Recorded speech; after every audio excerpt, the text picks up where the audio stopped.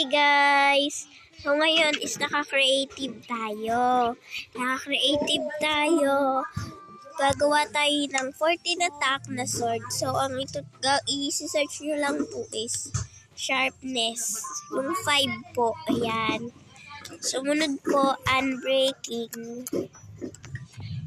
Tapos naman po, ayan na po yung anvil natin. Lagay na po natin sa anvil. Ngayon po, meron na po tayong 14 attack damage from netherite sword. So, ayan po, meron na po kayo.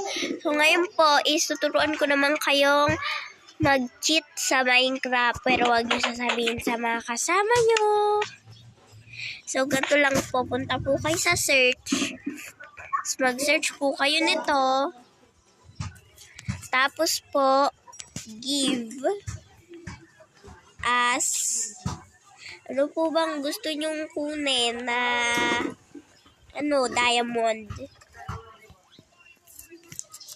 diamond.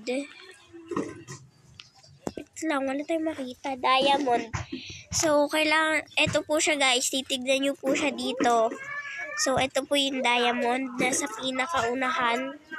Diamond, ilan po ba gusto nyo? 64? 1 stack? Sige po. Tapos meron na po tayong, naggabi na. Umagahin po natin. Meron na po tayong ditong diamond, the 1 stack. Di ko po yung kinuha Ngayon naman po, dito naman po tayo sa effect. Una po, mag-effect po na kayo sa na word doon.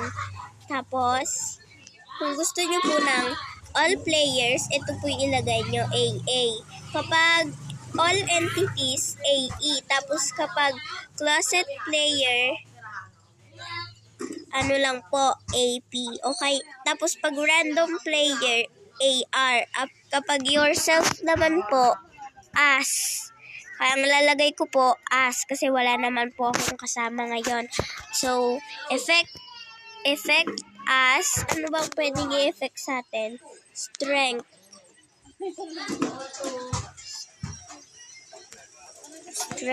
yan. Strength.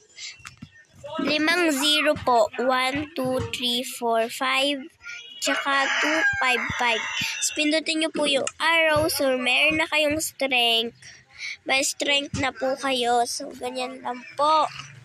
Ganyan lang po gumawa ng strength o kaya mag-cheat sa Minecraft. Okay po, bye-bye!